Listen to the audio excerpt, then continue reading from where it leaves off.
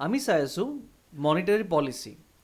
Monetary policy হ'ল the way central bank manages money for the country. আমাৰ ইণ্ডিয়াৰ কাৰণে আৰ বি আই আমাৰ মানি মেনেজ কৰে। এতিয়া মানি মেনেজ কৰাৰ বহুতকেইটা প্ৰচেছ আছে, বহুতকেইটা টুলছ আছে আৰ বি আই তাত। তাৰ ভিতৰত এটা হ'ল কেছ ৰিজাৰ্ভ ৰেচিঅ'। এতিয়া চিম্পলি যদি আমি চাব বিচাৰোঁ কেছ ৰিজাৰ্ভ ৰেচিঅ' কি হয়, কেছ ৰিজাৰ্ভ ৰেচিঅ' ভাবা তুমি এটা বেংক হয়, তোমাৰ তাত 1,000 টকা ডিপজিট হৈছে। ভাবা 5জন মানুহে 200 টকাকৈ তোমাক দি তোমাৰ বেংকত 1,000 টকা তোমাৰ ডিপজিট হৈছে। এতিয়া সেই 5জন মানুহেতো আহি আৰু 200 টকা নিবিচাৰে যে মোক 1,000 টকা চবকে দি দিব লাগিব। তেনেকুৱা এটা ছিটুৱেশ্যন ইউজুৱেলি নহয়। ইয়াতে তোমাৰ দেখিব লাগিছে যে 1,000 হয়, ভাবা 1,000 crore আছে আৰু বহুত তোমাৰ লেটছ চে 3-4 লাখ মানুহে পইচা জমা কৰি তোমাৰ 1,000 crore হৈছে। চ' এনেকুৱাতো নহয় যে 3-4 লাখৰ মানুহৰ যিখিনি আছে চবৰে এদিনতে পইচা দৰকাৰ হ'ব। কেতিয়াবা কোনোবা ওলাব, কেতিয়াবা কোনোবা ডিপজিট কৰিব। চ' বেংকৰ হাতত এনি টাইম এটা কেছ থকাৰ দৰকাৰ। আৰু বেংক যে ভালমতে চলে তাৰ কাৰণে আৰ বি আইয়ে মেনেজ কৰে এটা কেছ ৰিজাৰ্ভ ৰেচিঅ'। এইটো পইচা বেংকে আৰ বি আই তাত ৰাখে। কিয়? যে বেংকৰ যদি কেতিয়াবা দিগদাৰ হয়, যদি কেতিয়াবা প্ৰব্লেম হয়, তেতিয়াহ'লে আৰ বি আই সেইটো পইচা বেংকক দি দিব আৰু সেই বেংকৰ যিটো ৰিকুৱাৰমেণ্ট থাকে তেওঁলোকে ফুলফিল কৰিব পাৰে। আজি তোমালোকে য়েছ বেংকৰ কথা শুনিছা চাগে, বা তোমাৰ মুম্বাইৰ যিটো কোঅপাৰেটিভ বেংক আছিলে, তাতে কি হ'ল, মানুহে যিখিনি নিজৰ পইচা ডিপজিট কৰিছিলে সেইটো পইচা ওলাব আৰ বি আই হাক দিছিলে সেইখিনি সময়ত। কিয়? বেংকৰ হাতত কেপিটেল বা বেংকৰ হাতত পইচা সিমানেই কম হৈ গৈছে।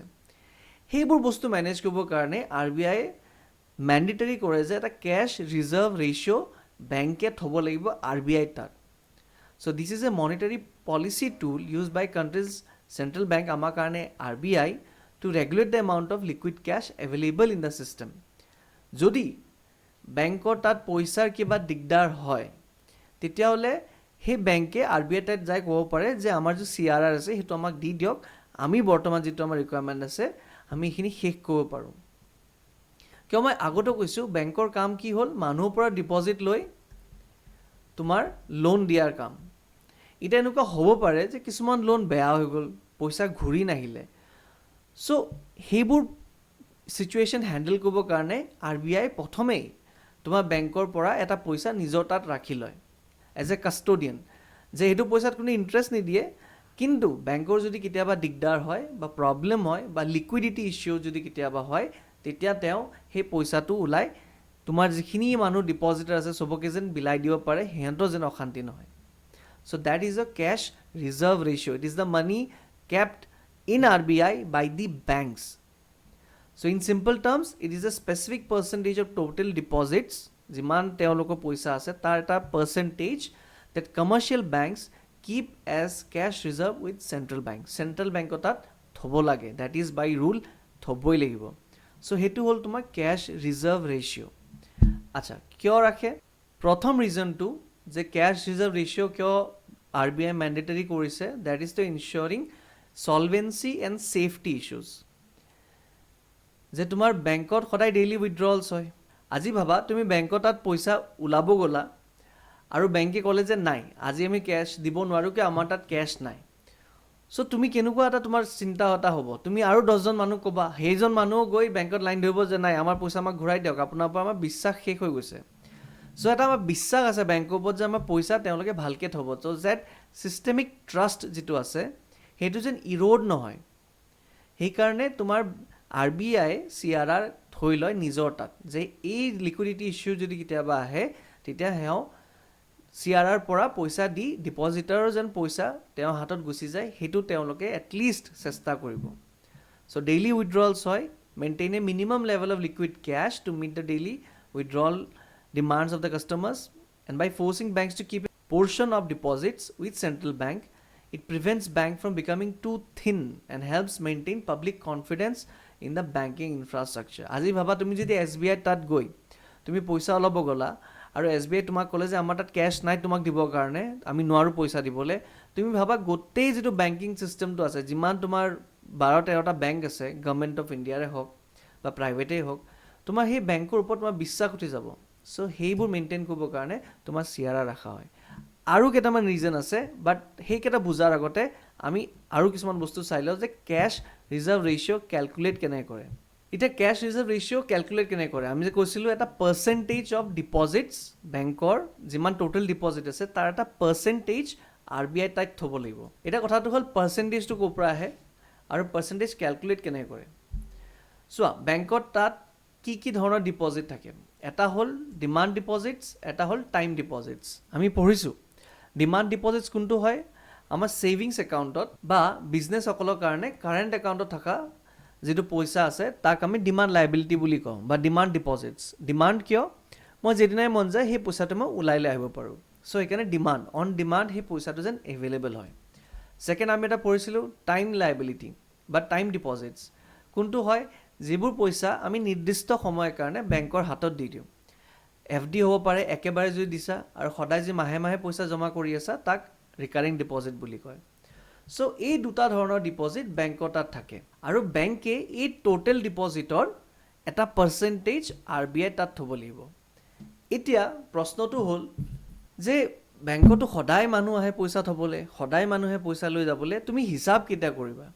চ' হিচাপটো একচুৱেলি ফৰ্টনাইটলি হয়। ফৰ্টনাইটলি মানে 14 ডেইজৰ শেষত, 14 ডেইজৰ দিনৰ শেষত যিটো পইচা থাকে বেংকৰ হাতত, তাৰ কিবা এটা পাৰ্চেণ্টেজ RBI হাতত এনি টাইম থাকিব লাগিব।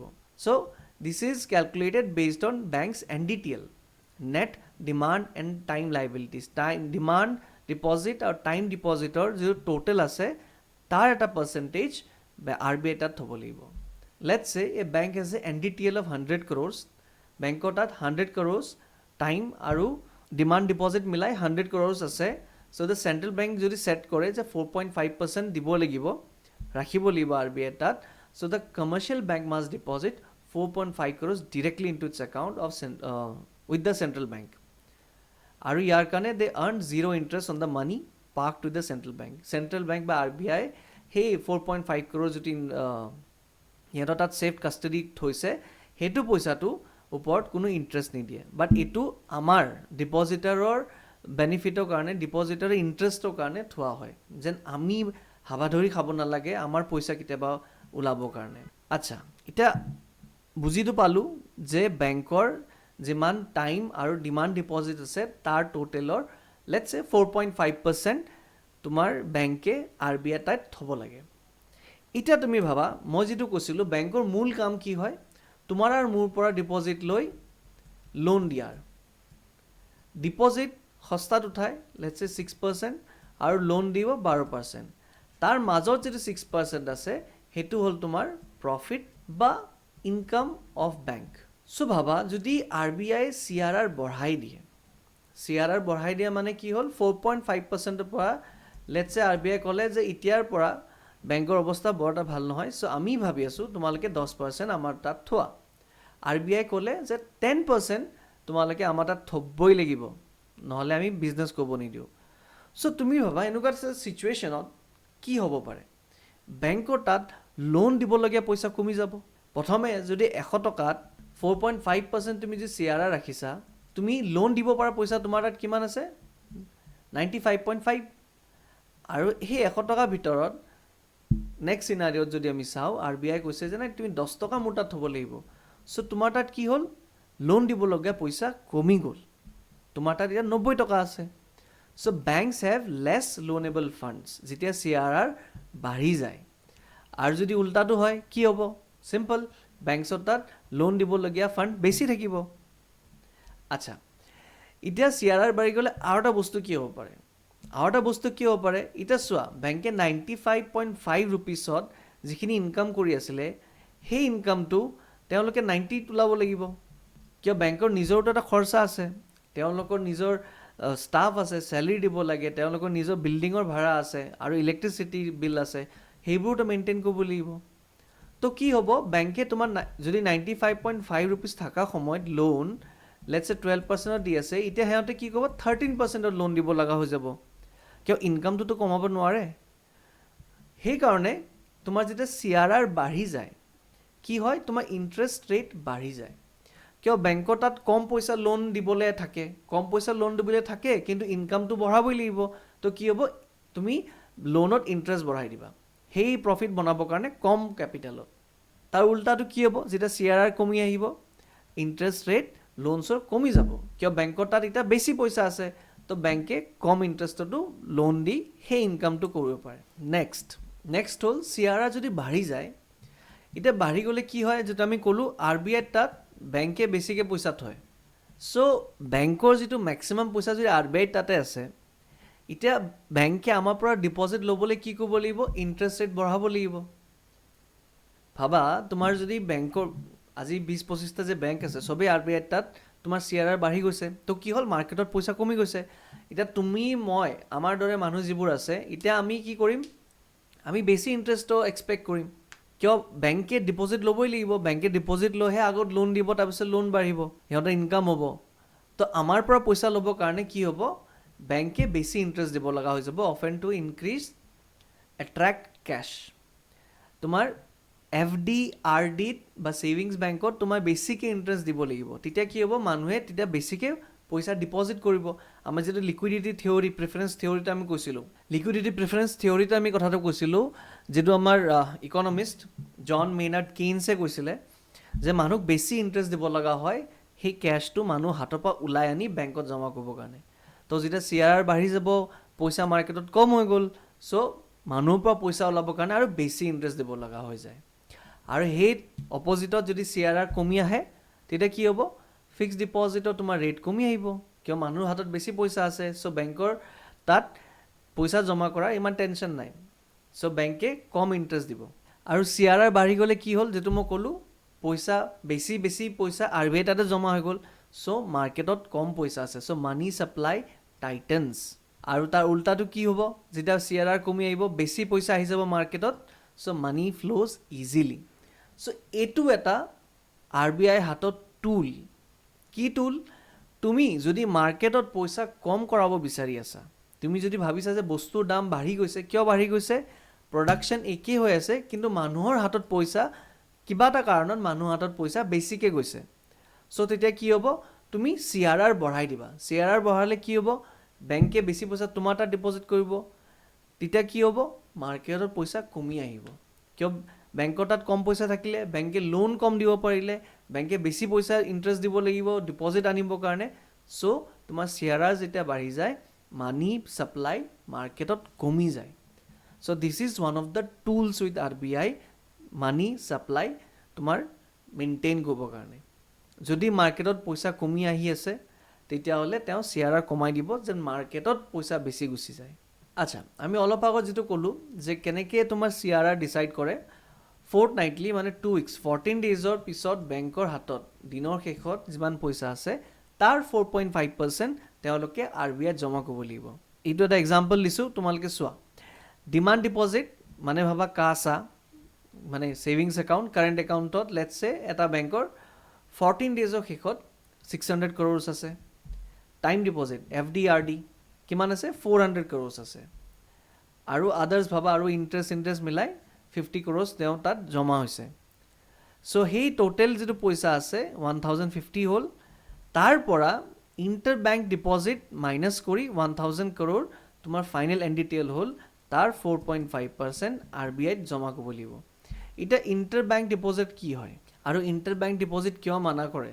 যে ইণ্টাৰ বেংক ডিপজিটটো কিয় CRRত তোমাৰ 1050ত কিয় কেলকুলেট নহ'ল আৰু 1000 crore কিয় কেলকুলেট হ'ল 50 crores কিয় মাইনাছ কৰি দিলে চ' আমি এইটো চাম so' inter bank deposit minus কৰি তোমাৰ যিটো পইচা ৰৈ যায় that is the net demand and time liabilities আৰু তাৰ কিবা এটা পাৰ্চেণ্টেজ CRR হিচাপে RBI তাক থ'ব লাগে আমি যেতিয়া CTS পঢ়িছিলোঁ CTS কি আছিলে চেক ট্ৰাংকেশ্যন চিষ্টেম মানে তুমি যদি মোক চেক এখন লিখি দিয়া লেটছ চে মোৰ একাউণ্ট আছে এক্সিছ বেংকত তোমাৰ একাউণ্ট আছে SBI বেংকত তুমি এখন SBI বেংকৰ চেক কাটি মোক দিছা মই জমা কৰিছোঁ চ' তোমাৰ SBI পৰা কাটি মোৰ একাউণ্টত জমা কৰিবৰ কাৰণে যিটো চিষ্টেম আছে তাক কোৱা হয় চেক ট্ৰাংকেশ্যন চিষ্টেম চ' চেক ট্ৰাংকেশ্যন চিষ্টেমত তোমাৰ এটা মাজৰ এটা বেংক থাকে যাৰ তাত সকলো বেংকৰ এটা একাউণ্ট থাকে লেটছ সে সেইটো চিটিত তোমাৰ SBIৰ এটা ব্ৰাঞ্চ চেক ক্লিয়াৰিং হাউচ হয় তো চেক ক্লিয়াৰিং হাউচ কি হয়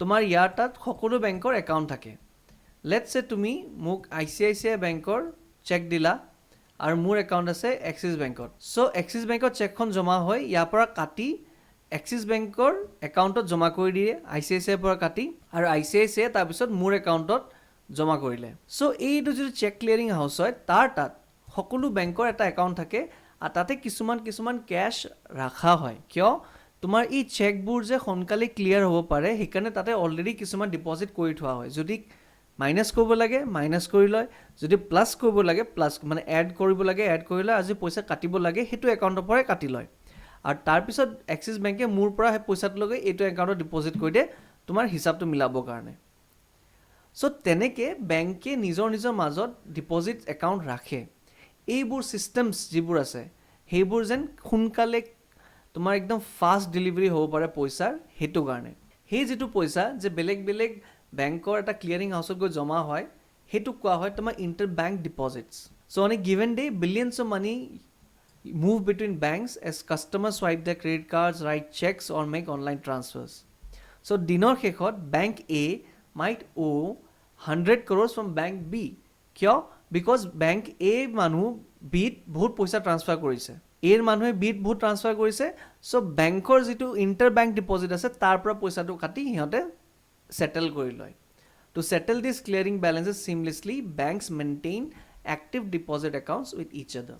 সেইটো কাৰণে সিহঁতে সকলো বেংকে এটা ব্ৰাঞ্চ বেলেগ বেংকত খুলি থৈ দিয়ে সেইবোৰ ক্লিয়াৰিং যেন সোনকালে হ'ব পাৰে আৰু এটা বস্তু সিহঁতে কিয় পইচা ডিপজিট কৰে আৰু এটা কাৰণ হ'ল যে বেংকত তাত যদি কেছ পৰি থাকে তাতেতো নিজৰ একাউণ্টত যদি পইচা পৰি থাকে নিজকেতো আৰু ইণ্টাৰেষ্ট নিদিয়ে সেইটোতো তোমাৰ নিজৰ ইনকাম খোৱাৰ দৰে কথা হৈ গ'ল so' bank hit cash sitting idle in their vaults কিয় তাতে জিৰ' ইণ্টাৰেষ্ট পায় চ' বেংক কি কৰে টেম্পৰাৰী চাৰপ্লাছ যদি বহুত পইচা থাকে সিহঁতৰ তাত তেতিয়াহ'লে বেলেগ বেংকত জমা কৰি থৈ দিয়ে তোমাৰ অলপ ইণ্টাৰেষ্ট যিখিনি পাব লগা আছে পাবৰ কাৰণে so' by deposit this excess cash with another bank for a day let's a 1 day কাৰণে এটা সপ্তাহ কাৰণে এক মাহৰ কাৰণে দে আৰ্ণ ইণ্টাৰেষ্ট আৰু এইটো যিটো ইণ্টাৰ বেংক ডিপজিটৰ যিটো ইণ্টাৰেষ্টটো আছে সেইটো তোমাৰ আৰু মোৰ দৰে FD RD বা ছেভিংছ বেংকৰ ইণ্টাৰেষ্ট নহয় ডেট ইজ অ' মিবৰ বুলি কয় দ্য মুম্বাই ইণ্টাৰবেংক আউটৰাইট ৰেট এই মিবৰ ৰেটত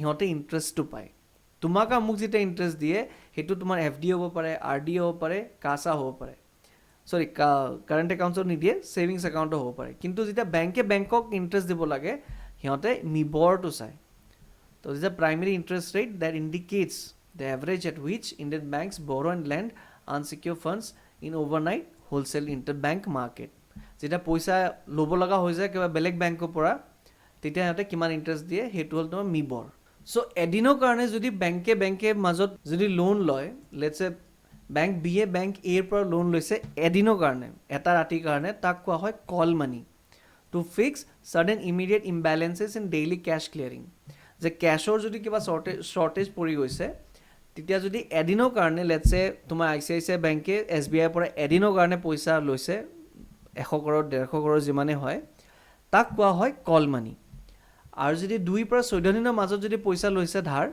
তাক কোৱা হয় ন'টিছ মানি ঠিক আছে আৰু 14 দিনৰ ওপৰত যদি হয় তেতিয়া তাক হয় টাৰ্ম মানি ইম্পৰ্টেণ্ট হয় এইকেইটা তুমি জানি বুজি থোৱা কল মানি যদি এদিনৰ এটা ৰাতিৰ কাৰণে যদি পইচা ধাৰ লৈছে বেংকে মাজত তাক কোৱা হয় কল মানি আৰু যদি 14 দিনলৈকে লোৱা হৈছে তেতিয়াহ'লে ন'টিছ মানি আৰু 14 দিনৰ ওপৰত যদি হয় তাক কোৱা হয় টাৰ্ম মানি আৰু বেংকে মাজত কৰা ডিপজিটটো তোমাৰ RBI CRRত কাউণ্ট এইকাৰণে নকৰে কিয় সেই পইচাটো তোমাৰ তাত নাছিলেই না তুমিতো বেংকত জমা কৰি থৈছা বেলেগ এটা ব্ৰাঞ্চত চ' সেইকাৰণে সেই ইণ্টাৰ বেংক ডিপজিটটো মাইনাছ কৰি দিয়ে মাইনাছ কৰি উঠি চাই যে তোমাৰ তাত 14 দিনৰ শেষৰ তোমাৰ কিমান পইচা আছে একাউণ্টত কেছ সেই কেছটো তুমি RBIত ডিপজিট কৰিব লাগিব so' this is your CRR next আমি এটা কনচেপ্ট বুজিবলৈ চেষ্টা কৰোঁ এইটো হ'ল আমাৰ মানি মাল্টিপ্লায়াৰ আমি কেছ ৰিজাৰ্ভ ৰেচিঅ' পঢ়িছিলোঁ কেনেকৈ তোমাৰ ৰিজাৰ্ভ ছিষ্টেমেদি তোমাৰ নতুন পইচা জন্ম হয়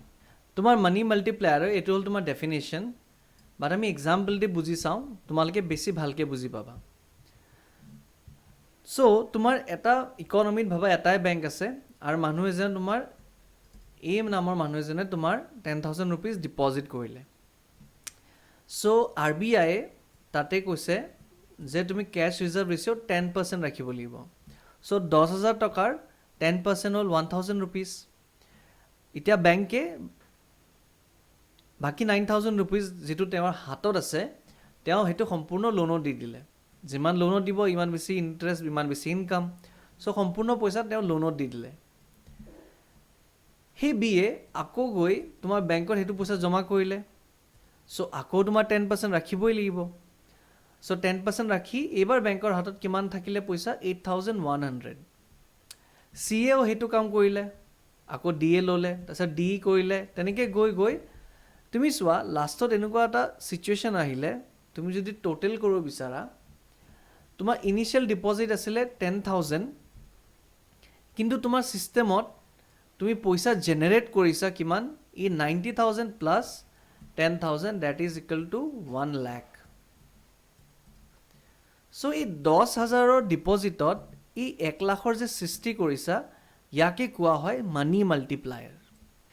It is a core economic concept that shows how an initial deposit in a commercial bank can lead to a much larger increase in the total money supply of an economy. So, এই এটা percentage যে তোমাৰ হাতত ৰাখি বাকী তুমি পইচা লোনত দিব পাৰা, এইটো কোৱা হয় তোমাৰ ফ্ৰেকশ্যনেল ৰিজাৰ্ভ বেংকিং। আৰু সেই ফ্ৰেকশ্যনেল ৰিজাৰ্ভ বেংকিং হোৱাৰ কাৰণেহে তোমাৰ মানি মাল্টিপ্লায়াৰ পচিবল হয়। চ' তোমাৰ মানি মাল্টিপ্লায়াৰৰ কেছ ৰিজাৰ্ভ ৰেচিঅ'ৰ লগত ইনভাৰ্ছ ৰিলেশ্যন থাকে। যিটো আমাৰ আগৰ এক্সাম্পলটো চাইছিলোঁ আমি, 10% যদি ৰাখিব দিয়ে তোমাৰ 10 টাইমছ হৈ যায় পইচা ইনিচিয়েল ডিপজিটৰ। যিটো আমাৰ ইনিচিয়েল ডিপজিট আছিলে 10,000 rupees, কিমান হৈ গ'ল লাষ্টত? 1 লাখ। 10 টাইমছ হৈ গ'ল। তেনেকৈ আজিৰ দিনত যদি 4% ৰাখে তেতিয়াহ'লে তোমাৰ কিমান হ'ব? 25%। 4% মানে 4/100, ওপৰত 100 গুচি যাব, 100/4, তেতিয়াহ'লে তোমাৰ 25 টাইমছ। মানে যদি ৰিজাৰ্ভ বেংকে কেছ ৰিজাৰ্ভ ৰেচিঅ' বা ৰিজাৰ্ভ ৰেচিঅ' তোমাৰ যদি 4% ৰাখে, তেতিয়াহ'লে সেই 10,000টো 25 টাইম হৈ গ'ল হয়, মানে 2.5 লাখ টকা হৈ গ'ল হয় সেই 10,000টোৱে। চ' এই যে তোমাৰ ইনিচিয়েল ডিপজিটৰ ওপৰত তুমি যে ইমান পইচা সৃষ্টি কৰিলা, ইয়াক কোৱা হয় মানি মাল্টিপ্লায়াৰ। চ' টোটেল মানি ক্ৰিয়েটেড কিমান হ'ল? ইনিচিয়েল ডিপজিট বাই মানি মাল্টিপ্লায়াৰ। আমি যিটো চালোঁ 10,000 into 10, এইটো হ'ল তোমাৰ ডিপজিট, এইটো হ'ল তোমাৰ মানি মাল্টিপ্লায়াৰ, তাৰ ভেলিউ হৈ গ'ল তোমাৰ 1 লাখ। মনত ৰাখিবলৈ কথাটো হ'ল এইটো যে মানি মাল্টিপ্লায়াৰ আৰু ৰিজাৰ্ভ ৰেচিঅ'ৰ ইনভাৰ্ছ ৰিলেশ্যন হয়। যিমানেই তোমাৰ ৰিজাৰ্ভ বঢ়াই দি যাব, সিমানেই তোমাৰ মানি মাল্টিপ্লাই কম হ'ব। যিমান তোমাৰ ৰিজাৰ্ভ কমাই দি যাব, মানি মাল্টিপ্লাই সিমান বেছি হ'ব। চ' আমি CRR চালোঁ, কেছ ৰিজাৰ্ভ ৰেচিঅ'। তাৰ এটা মই ৰিজন কৈছিলোঁ কিয় ৰাখে। বেংকৰ যদি কেতিয়াবা অশান্তি হয়, পইচাৰ কম বেছি হয়, বেছি নহয় কম যদি হয়, তেতিয়াহ'লে সিহঁতৰ হাতত এটা যেন পইচা থাকে তোমাৰ সেই প্ৰব্লেমটো ছল্ভ কৰিবৰ কাৰণে, কেছৰ যিটো কম পৰি যোৱা সেই প্ৰব্লেমটো ছল্ভ কৰিবৰ কাৰণে। আৰু সেইটো কিয় ইম্পৰ্টেণ্ট? তোমাৰ এটা বেংক যদি পৰি যায়, তোমাৰ সকলো বেংকৰ তোমাৰ ছাছপিশ্যন আহি যায় মানুহৰ, যে আজি যদি এইটো বেংক বেয়া হৈ গৈছে, কালি সেইটো বেংকো বেয়া হ'ব পাৰিব। চ' সেই ছিষ্টেমিক ট্ৰাষ্ট ৰাখিবৰ কাৰণে তোমাৰ ৰিজাৰ্ভছ ৰখা হয়। আৰু কেইটামান ৰিজনছ আছে যাৰ কাৰণে তোমাৰ কেছ ৰিজাৰ্ভ ৰেচিঅ' ৰখা হয়। চিন্স আমি এতিয়া ইমানখিনি পঢ়ি আহিলোঁ, তোমালোকে এতিয়া ভালকৈ বুজি পাবা। এটা হ'ল কণ্ট্ৰলিং ইনফ্লেশ্যন। আমি যিটো চালোঁ মানি মাল্টিপ্লায়াৰ তোমাৰ ৰিলেশ্যন CRR বা কেছ বা ৰিজাৰ্ভৰ লগত তোমাৰ ইনভাৰ্ছ ৰিলেশ্যন থাকে। চ' তোমাৰ ৰিজাৰ্ভ ৰেচিঅ' যদি বাঢ়ি যায়, মানি মাল্টিপ্লাই কম হ'ব। এতিয়া ইয়াৰ মানে কি হ'ল? তোমাৰ কেছ ৰিজাৰ্ভ বাঢ়ি গ'ল, মানি মাল্টিপ্লাই কম হ'ল, চ' মানুহৰ হাতত পইচা কম থাকে। যদি তোমাৰ ইকনমিত পইচা বেছি আছে প্ৰডাকশ্যনৰ তুলনাত, তেতিয়া তোমাৰ ইনফ্লেশ্যন হয়। বেছি পইচাই কম বস্তু খেদি আছে, বা তোমাৰ হাতত বেছি পইচা আছে কিন্তু ইকনমিত প্ৰডাকশ্যন কম আছে, চ' তুমি বেছি পইচা লৈ যাব লাগিব 1 বস্তা আলু আনিবৰ কাৰণে। চ' কি কৰিব লাগিব? RBI তোমাৰ ইকনমিৰ পৰা পইচা ওলাব লাগিব। ওলাবৰ কাৰণে কি কৰিব? CRR বঢ়াই দিব, মানি মাল্টিপ্লাই কম হ'ব, তোমাৰ ইনফ্লেশ্যন কমি আহিব। So' this is the most frequent use of CRR. When inflation is too high, central bank increases the CRR. Result কি হ'ল?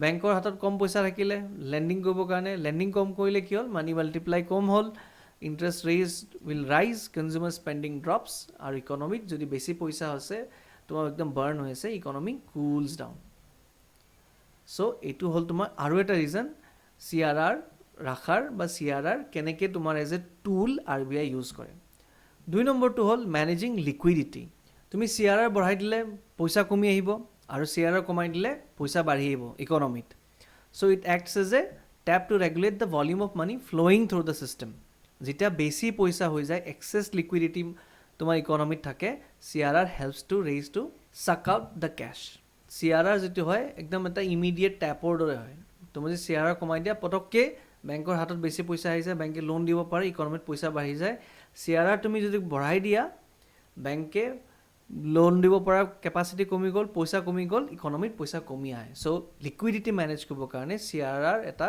বহুত ইম্পৰ্টেণ্ট টুল হয় এইটোতো আমি চালোঁ এনশ্যোৰিং সলভেঞ্চি এণ্ড ছেফটি 4 নম্বৰটো হ'ল ইম্পেক্টিং বেংক ইণ্টাৰেষ্ট ৰেটছ যেটা আমি আগতে পঢ়িছিলোঁ CRR তোমাৰ যদি বঢ়াই দিয়ে বেংকৰ হাতত পইচা কমি আহে এতিয়া বেংকৰ হাতত পইচা কমি আহিলে কি হ'ব সিহঁতে ইনকামটো মেইনটেইন কৰিব লাগিব ইনকাম মেইনটেইন কৰিবৰ কাৰণে ইণ্টাৰেষ্ট বঢ়াই দিয়ে চ' তোমাৰ বেংক ইণ্টাৰেষ্টবোৰ ইম্পেক্ট কৰে when CRR is high banks often increase the interest rates on the remaining money they lend to maintain their profit margin সিহঁতৰ প্ৰফিট মেইনটেইন কৰিবৰ কাৰণে তোমাৰ সেই কম পইচাত বেছি ইণ্টাৰেষ্ট চাৰ্জ কৰিব লগা চ' ইণ্টাৰেষ্ট ৰেটটো ইকনমিত ৰেগুলেট কৰে তোমাৰ CRR চ' এইকেইটা হ'ল তোমাৰ ৰিজন কেছ ৰিজাৰ্ভ ৰেচিঅ'ৰ এতিয়া আৰু এটা আমি ৰেচিঅ' চাওঁ এইটো হ'ল তোমাৰ কাৰেঞ্চি ডিপজিট ৰেচিঅ' আমি লিকুইডিটি প্ৰিফাৰেঞ্চ থিয়ৰী জন মেইনাৰ্ড কেইনছে দিয়া থিয়ৰী তাতে আমি চাইছিলোঁ যে মানুহে কেছ কিয় ভাল পায় যে মানুহে কিমান পইচা নিজৰ হাতত ৰাখিছে সেইটো এটা যদি তুমি হিচাপ কৰিব বিচাৰা that is uh' currency deposit ratio' so' it's a behavioural economic indicator that শ্ব'জ the portion of money public prefers to hold on in cash versus how much they keep in bank deposits যে বেংকত জমা কিমান কৰিছে হাতত কিমান cash আছে তাৰ যিটো ৰেচিঅ'টো হ'ল তাক কোৱা হয় কাৰেঞ্চি ডিপজিট ৰেচিঅ' আৰু যিটো আমি এক্সাম্পলত চাইছিলোঁ মানি মাল্টিপ্লায়াৰৰ যে A গৈ ডিপজিট কৰিলে B লোন ল'লে B গৈ ডিপজিট কৰিলে একচুৱেলি ইমান চিধা নহয় তোমাৰ বহুত মানুহে লোন লৈ কিছুমান পইচা নিজৰ হাতত ৰাখিব পাৰে দৰকাৰ নহয় যে তোমাৰ হাতত যিমান পইচা আছে সেই গোটেইখিনি পইচা তুমি বেংকত জমা কৰা চ' এটা লিকেজ আছে এই মানি মাল্টিপ্লায়াৰ ফৰ্মুলা যিটো আমি চাইছিলোঁ সেইটো তোমাৰ ৰিয়েল লাইফত কেনেকৈ হয় it includes a leakage also' it's a crucial part of the money multiplier formula because it represents a leakage from the banking system যে তুমি বেংকৰ পৰা যিমান পইচা ল'লা তুমি গৈ সেই বেংকতে জমা নকৰা কিছুমান কেছ মানুহৰ হাতত থাকি যায় ঠিক আছে চ' সেই যিটো পইচা আমি কিমান ডিপজিট কৰিছোঁ আৰু পইচা আমাৰ হাতত কিমান আছে তাৰ যিটো ৰেচিঅ'টো হ'ল তাক কোৱা হয়